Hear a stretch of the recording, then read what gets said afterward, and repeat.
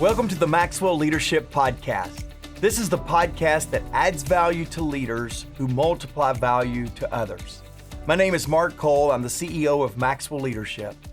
Today, we're talking about the components of success, knowing your purpose in life, growing to your maximum potential, and sowing seeds that benefit others. You see, many people think that success is lofty or unattainable. Others think that success is only for the chosen few. But in this episode, you'll discover that success is within reach of anyone who is able to answer the three questions that John poses in this lesson today. I love that in this lesson, John says, success is for everyone. And then he acknowledges in the content that this is quite a bold and risky statement. But I believe today, after John is done, I believe you're going to understand that success is not only attainable, it is destined for you to experience. After John is done today, I'll be back with my co-host Traci Morrow, and we'll discuss how we have answered these questions ourselves and how we apply these principles to our own life and to our leadership. Every week, we provide you a bonus resource. This is a fill-in-the-blank worksheet that accompanies John's lesson. If you would like to access that PDF, please visit maxwellpodcast.com/success and click on the bonus resource button. Now, for those of you that are listeners to our podcast, we have another option for you, and it's viewing our podcast on YouTube. So if you would like to do that, go to maxwellpodcast.com/YouTube, and you'll be able to visually participate in our podcast as well. All right, that's it. Here is John Maxwell. Success is for everyone. Now, when I was working on this lesson, I will honestly tell you there was a little tension when I wrote that. Because I know a lot of people that aren't successful. I thought this probably could be challenged. Of all the statements that I'm going to make about success, this is the one that probably can be the challenge the most when I say success is for everyone. What I mean by that is I believe that there are a lot more people that could be successful than are being successful if they just understood what I know about success. I believe that many people, I believe most people in life shortchange themselves. And let me tell you something. When you shortchange yourself, you shortchange the people you work with. Everybody gets shortchanged when you underestimate yourself, too. That's why I put this quote in here. There's a 4-word formula for success that applies equally well to organizations and individuals. Make yourself more useful. Now, that's simple. That's why I wrote in my book, The Success Journey, 3 things. Success is knowing my purpose in life, growing to my maximum potential, and sowing seeds that benefit others. And every one of us can be there. Every one of us can do that. Every one of us can know our purpose, every one of us can grow, and every one of us can sow seeds that benefit others. So let me take those 3 things and let's ask 3 questions. Question number 1, how do I know my purpose in life? Well, ask yourself 3 questions. If you ask yourself 3 questions, you'll come close to being able to find your purpose in life. Question number 1, what is my desire?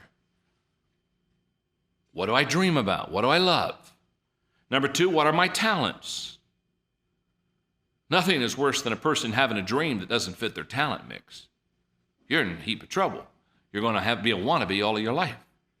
And number 3 is, what are my opportunities? Now, when you can put those 3 together and you can line them up, you're getting close to knowing what your purpose in life is. So let's go to the second question. How do I grow to my maximum potential? 3 things. Number 1, concentrate on your strengths. You always develop your potential by playing to your strengths, not your weaknesses. Number 2, write out a plan for personal growth. Sit down and write out a personal plan for you in the area of development and growth. And 3, create a growth environment around you. Very simply, what I mean by that is get other people like-minded. Don't you love to be around growing people? But you grow by doing those 3 things, concentrating on your strengths, writing out a personal growth plan for your life, and creating a growth environment. Now, there's one more question, that is, how do I sow seeds that benefit others? Since knowing, growing, and sowing are part of the success deal, well, there are 3 things. How do I sow seeds that benefit others? Number 1, develop a generous spirit. And a generous spirit has nothing to do with how much money you have or how much money you don't have. I know many people who have a lot of money that are not generous. I know people who have very little money that are very generous. Isn't that true? Generosity is not a bank account, it's an attitude. Always has been, always will be. The second thing to help you to sow seeds that benefit others is place others at the top of your agenda. You've heard me teach enough about this that I don't need to go into it tonight. But charisma is nothing more than putting other people first when you meet with them. That's what charisma is. That's how you attract them. That's how it draws people to you, is when you put their agenda at the top of your list. There's one more thing that I would encourage you in sowing seeds that benefit others, and that is add value to someone every day. Add value to someone every day. There's a thoughtfulness. Now think about it for a moment. The people you love the most are the people that put you at the top of their list. Think about it. When they walk into your life, you can tell they've been thinking about you.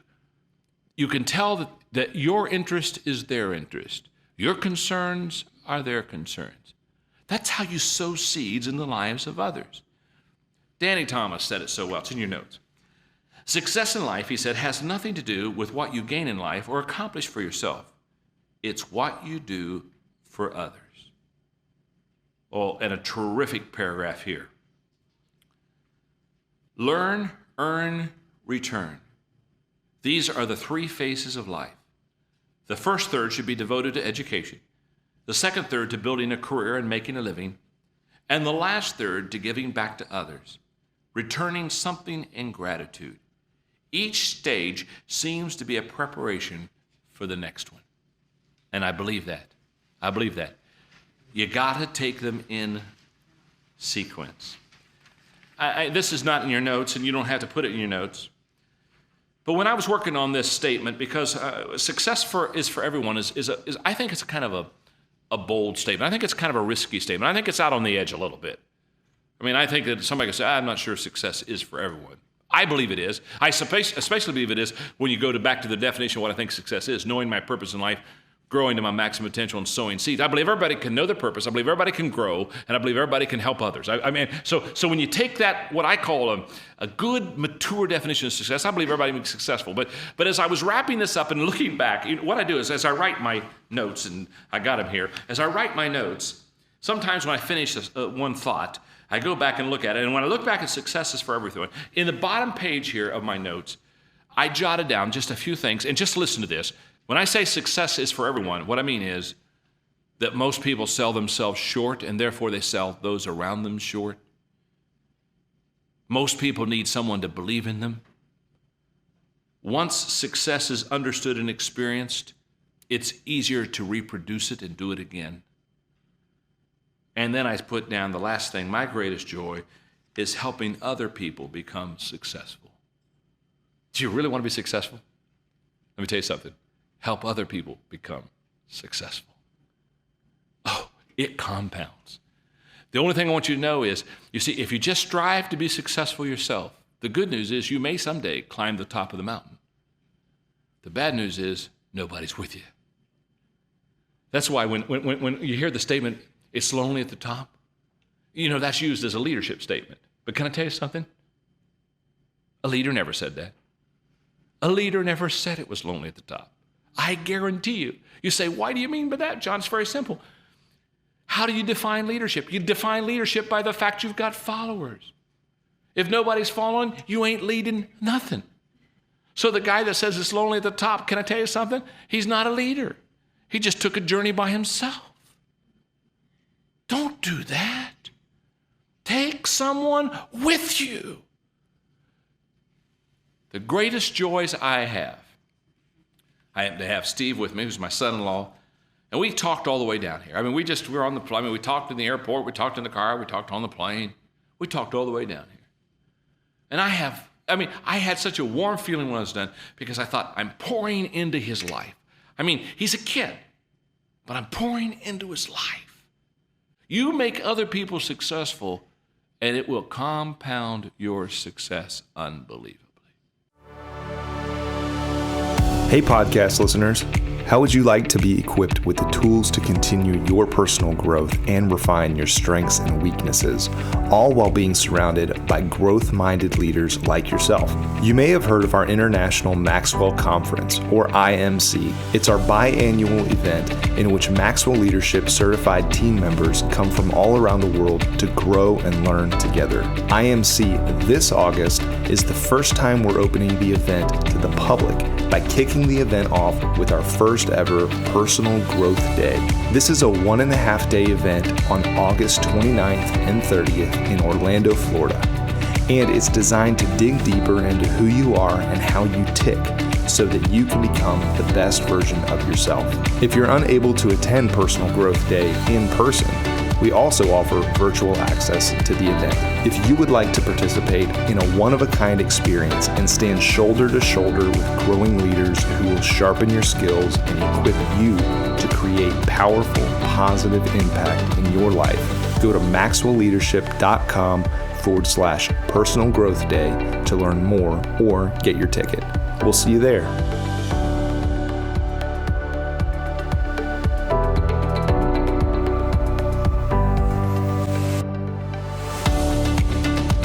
Hey, welcome back. Thanks for joining Traci and I today. As we sat here in the studio today talking, I went back, and Jake, thanks for providing this. Albert Einstein's quote, "Try not to become a person of success, rather become a person of value." And I love that, Traci, because, and I'm going to take a couple of minutes here, because I really resonate with John's lesson today, and I love how he shared it's a risky statement. When I first heard it, I was like, success is for everyone. And I made a joke here. Success all around. I'm buying success today. Let me spread it around. And we kind of laughed about that. Yep. But then as I heard John teach, I went back to my story. And I went back to a story that perhaps those of you that listen to the podcast, you're very familiar with. I truly joined John Maxwell's team on May 1st of the year 2000. Bankrupt relationally, bankrupt financially. I wasn't giving any money. I wasn't making any money. I had no generosity in me. I think I still had a spirit, an attitude of generosity, but I had very little. I didn't bring any relational equity to the table. Nobody gave me a great reference that got me in the door. I had to introduce myself to every soul on the team because nobody knew me. In other words, I walked into an environment and I didn't bring very much. And now look what this environment has given me. I've went from the stock room to now getting to co-own things with John, be the CEO for the last 12 years. And I did a lesson recently that just underscores that I do believe this lesson, success is for everyone. I did a lesson with several thousand of our coaches, our Maxwell Leadership certified coaches. And this was the lesson title, "If it can happen to me, it can happen to you." If I can do what I am doing today with as little as I brought to the table, then success can happen for you too. And I believe it's wrapped in these components of knowing your purpose in life, growing to your maximum potential, sowing seeds that benefit others. And Traci, I know you have a story of extreme success. What I want to do here in this podcast is, one, make it believable. Success is for you. Success is for you. The second thing I want to make sure that we don't do is create a success gap. Traci and I are at a perceived successful place in our life, and I don't want that to make success feel out of reach for you. Go back to the core definitions that John's given us. Apply that to you and begin, as Albert Einstein said, begin that journey of adding value, and success will follow. And so I sounded like I just closed the podcast right there, Traci, and I really didn't. But that was so on my heart. I was like, I really want to get this out, because if it can happen to me, Mark Cole, I promise you it can happen for you too. And I totally agree. And I love this lesson because it is both of our stories. And I feel like we can sometimes become numb to people who are in a perceived position of success and think something magical happened for them or whatever. And really, it's just consistent, unseen steps that have been taken in a certain direction in the areas that John talks about here. Because I'm the same way. When I first found John, I was 21 years old. I had not been to college. I was seeking out John because I wanted to grow, and I heard he was the guy to learn from. And so in these same 3 areas, and I even broke them down into even 4, because he says success is knowing my purpose in life, growing to my maximum potential, and sowing seeds that benefit others. But here's how I hear it. When I first came to John, I thought he was going to teach me, Mark, like, I don't know what I thought he was going to teach me. Things I didn't know, things I couldn't even title, you know? And what I heard was, number 1, I need to discover my purpose. Number 2, intentionally grow every day. Number 3, practice generosity. And number 4, add value to people. Guess what? I could do all 4 of those at 21 years old without a dollar to my name. And probably that day I did not have a dollar to my name. Yeah. And so I love that, because every single person, no matter what level of success you have today, as you're listening to this podcast, that you can do those 4 things today, no matter what age or stage you're in life today. And I love that so much. Well, and you know, going to that, I'm going to give a shout out to our intern, Kyle Reisig, that's in studio with us today. He's just come and helping us for a period of time in between classes at college. And Kyle was asking, I love this, an intern that is asking questions his very first week. He's not soaking it all in. He's engaging. He was asking me a demographic question of our podcast listeners. And then I gave him kind of what age demographic information that we have in our world. And he said, let me tell you this. More of the students that I participate with, that I go to school with, needs to hear what I'm hearing in studio today.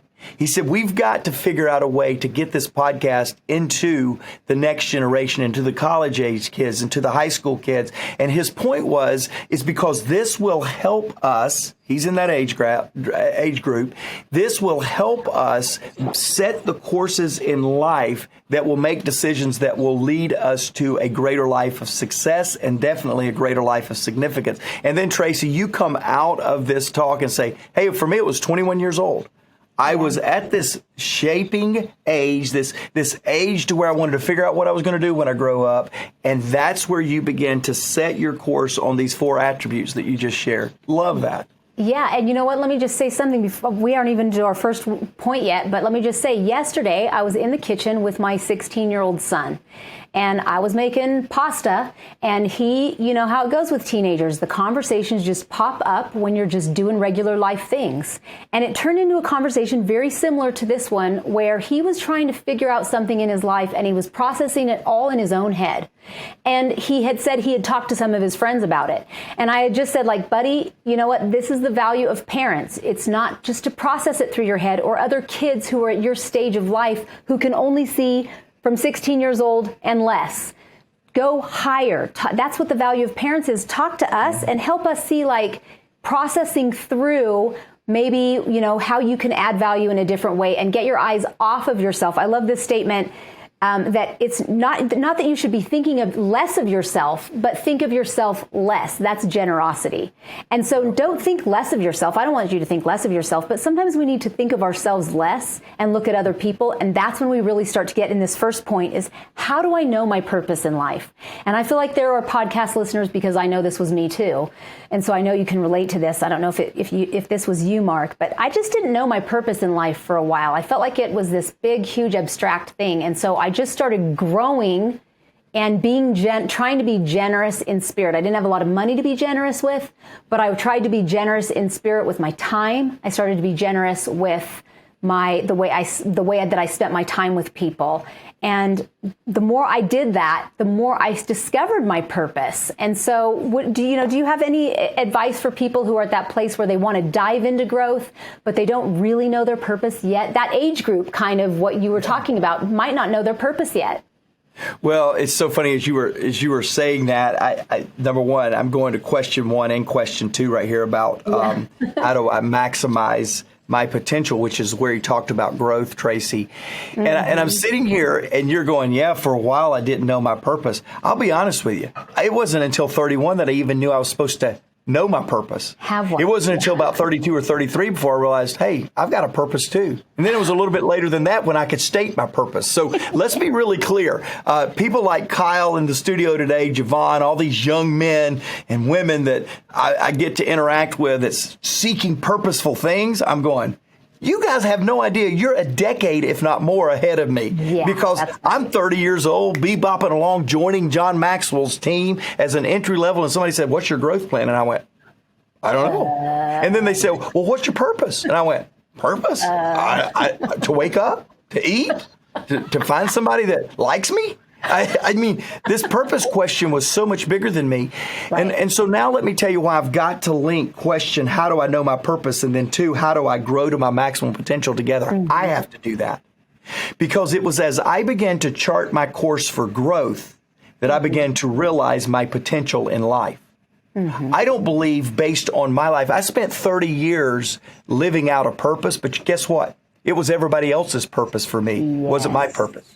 Yeah. And when you, young person, live a life, choose a career, and choose a relationship because everybody else in your life is pleased with that but you're on a train wreck. Mm-hmm. It's just a matter of time.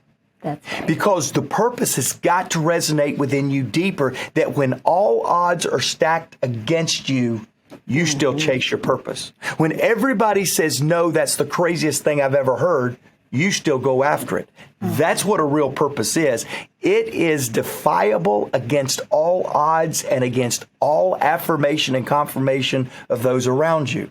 Mm-hmm. So for 30 years, Traci, I lived on purpose. It was just somebody else's purpose. It wasn't mine. Right. Well, my life train wrecked. Mm-hmm. And then I began to realize that I didn't need to just have a purpose. I needed to have my purpose. Mm-hmm.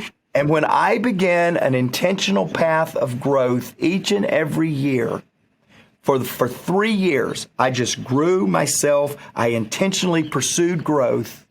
And in that intentional pursuit, I'll never forget it, the end of 2002, in a cabin in Blue Ridge, Georgia, I'm reviewing how I've grown the last 2 years. I'm setting the course of how I want to grow the next year. And boom. It clarified for me what my purpose was. Yeah. And I'm going to tell you what that is because we're talking about it, and perhaps some of you are new podcast listeners and haven't heard it. It's not going to sound that profound to you, but to me, it's everything. My life exists to inspire and motivate people to help them reach their full potential. You know why I woke up this morning and didn't stay in bed? Because my life exists to inspire other people. I saw the podcast on my schedule this morning and I went, well, I'm going to do that. I'm going to do that today. Yeah. I know some things I've got to do this afternoon that are a little difficult. They're not in my strength zone. They're not in my skill set. To be honest with you, they're not in my appetite for my agenda. Mm-hmm. I'm going to do them. You know why? Because I exist to multiply, inspire, motivate, and inspire people to reach their full potential. I'm not doing it because my parents, my relationships, others around me want to do it. I'm doing it because it is what wakes me up in the morning. It's what keeps me up at night. And that was found by answering these questions. What is my desire? What are my talents? What are my opportunities? And I found answers to those questions by growing myself, surrounding myself in a growth environment, and writing out a plan for personal growth. For me, Traci, the answer for those 2 questions were so symbiotic that I can't separate them in the answering. Uh-huh. And you know how, let me just tell those of you who are listening and you're aligning what Mark's saying up to your own life and you're trying to think, does that fit for me? Does that fit with what my personal life purpose is? And I would just say to you, when you are in that zone and you are growing in that zone, it is going to be, you will have hard times. It's not like it's just all smooth sailing when you're growing in your sweet spot and in your purpose. But there will be times when you'll feel like your hair's on fire. You're so outside of your comfort zone. But you will also at the same time feel so deeply fulfilled. So like Mark said, called out of bed in the morning. Sometimes I wake up at 3:30 in the morning and I check my phone on my night table. I'll turn it over and I'll see like what time it is. And I think, is it too early to get up yet?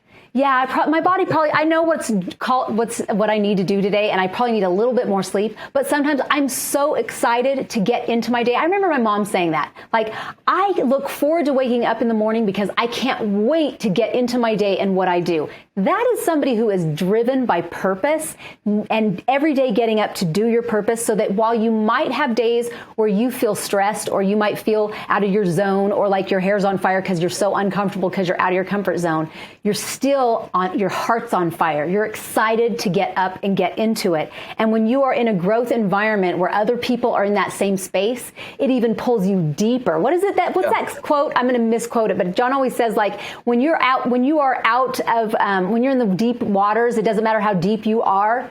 It's like once you go out of the shallow zone, it doesn't matter how deep the water is. Just keep going. He also says, yeah, he also says, Traci, he says that he doesn't wake up out of discipline. He wakes up out of anticipation. Yes. And I'm telling you, for me, that happened as I began to discover the return on personal growth and the clarity of a personal vision and purpose statement.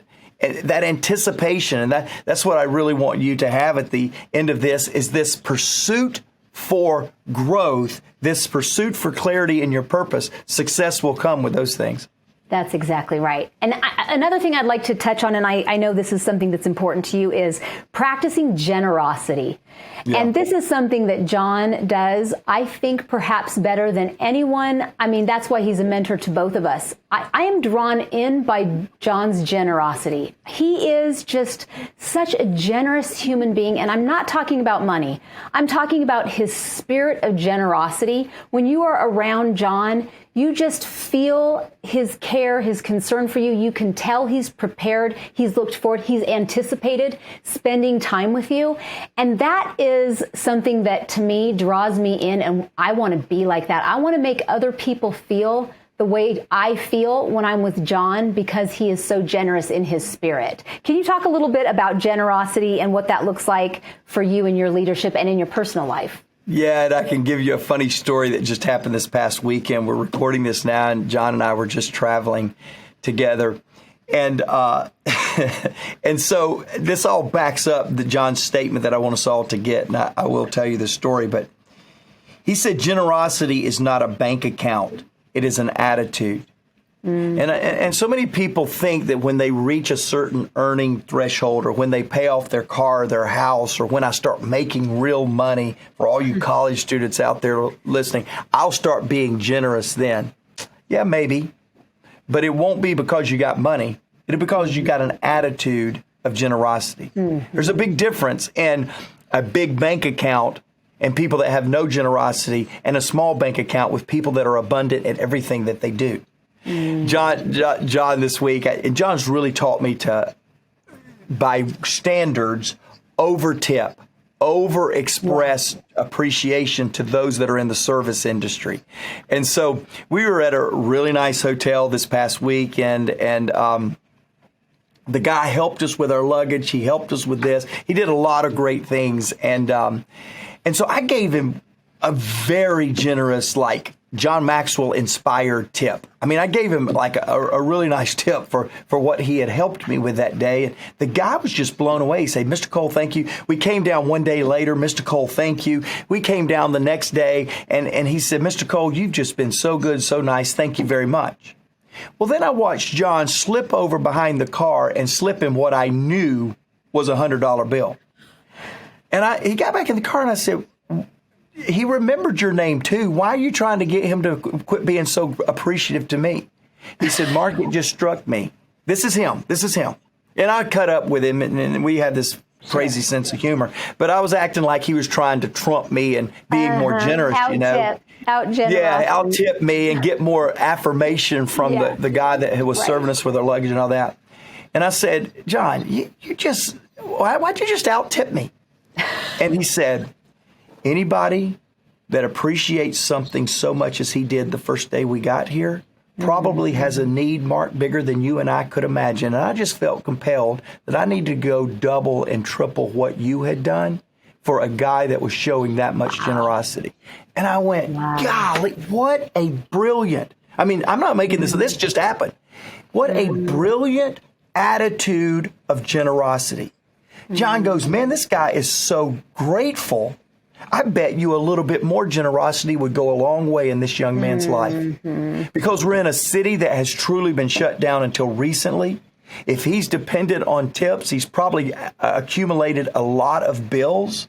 And my relatively generous tip to him inspired John to a greater letter of generosity, not because he wanted to outgive, not because he has a big bank account, but because he has a heart, a spirit of generosity. And Traci, you said it at the beginning, and we're speaking in John's absence here, but I too, I've never experienced the level of generosity that I see on a daily basis with John Maxwell, and I want to experience that.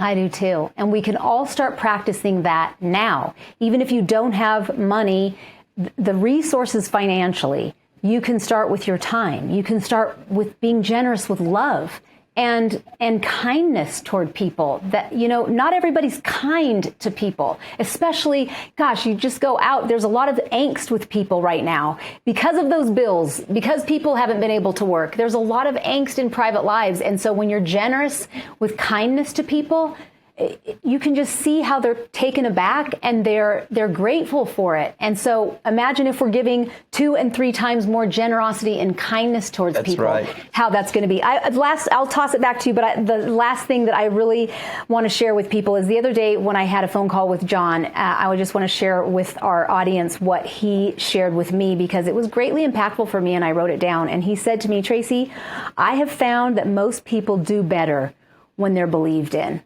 He said, wow. I do better when people believe in me. And I've just found that most people do better when people believe in them. And he said, so I want to believe in people so that they can do better.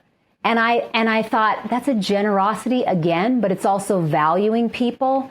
And what a lesson. And so I share it with you because it's impacted me. And that private conversation, I'm sure you said it to many people too, but I share it with all of our listeners because what a beautiful lesson. Yeah, it's how successful people think. I mean, you're sitting here and we're truly, rightly so, taking a lot of time talking about success, but showing you how success is really all about others. It's really about significance. And we're taking a lot of time here at the end of this to show you how successful people think. And you don't gain success and then all of a sudden start thinking. You think your way along until you see that level of success. And so John wrote a book, How Successful People Think. In fact, Jake, I'd like to make that available to everybody. Let's put it in our show notes. We'll put a link. You go to that link, put in a promo code podcast, and we'll give you 15% off of this book, How Successful People Think. I want to give you that next step because listening to this podcast is one thing, but getting into your awareness, how you should be thinking is truly one of the first and major steps on your way to a successful life, on a way to successful decisions and processing life from a successful perspective. So I want you to take that book and get it because, again, we're talking about generosity. We're talking about John. You quoted John, gave us an experience of John, Traci. There is this unbelievable sense of fulfillment that will come to you as you realize that your life has substance, that your life has significance, that your life is successful. And we want you to have that here. That's our passion. I love to share a podcast comment from a listener that said, this is actually from Lena. Lena also, a few weeks ago, I referenced somebody from episode 200. It was a good lesson. We want you to listen to that. We'll put it in the show notes. But Lena was listening to episode 200. And she said, hey, thank you so much for the link to the 21 Laws. I've been listening to this podcast while posting payroll every Wednesday. And I've been doing this every morning for the last 3 years. I can't begin to count how many changes, small and big, I have made in the last 3 years that has been directly influenced by the podcast. Thank you and good work. And Lena, that right there is why we'll be back next week and the next week and the next week, because that's what we do. In fact, if you're like Lena and this has impacted you today or you've been impacted by the podcast, show us appreciation maybe by giving us a comment. Maybe by giving us a rating on whatever podcast player you listen to. But even more important than those two things, why don't you subscribe and why don't you forward this podcast to somebody else in your area of influence and let them know of a way that can add value to them too. Because I'm going to tell you, I want you to take this podcast, I want you to take this lesson, and I want you to go create powerful, positive change because the world and people deserve good leadership.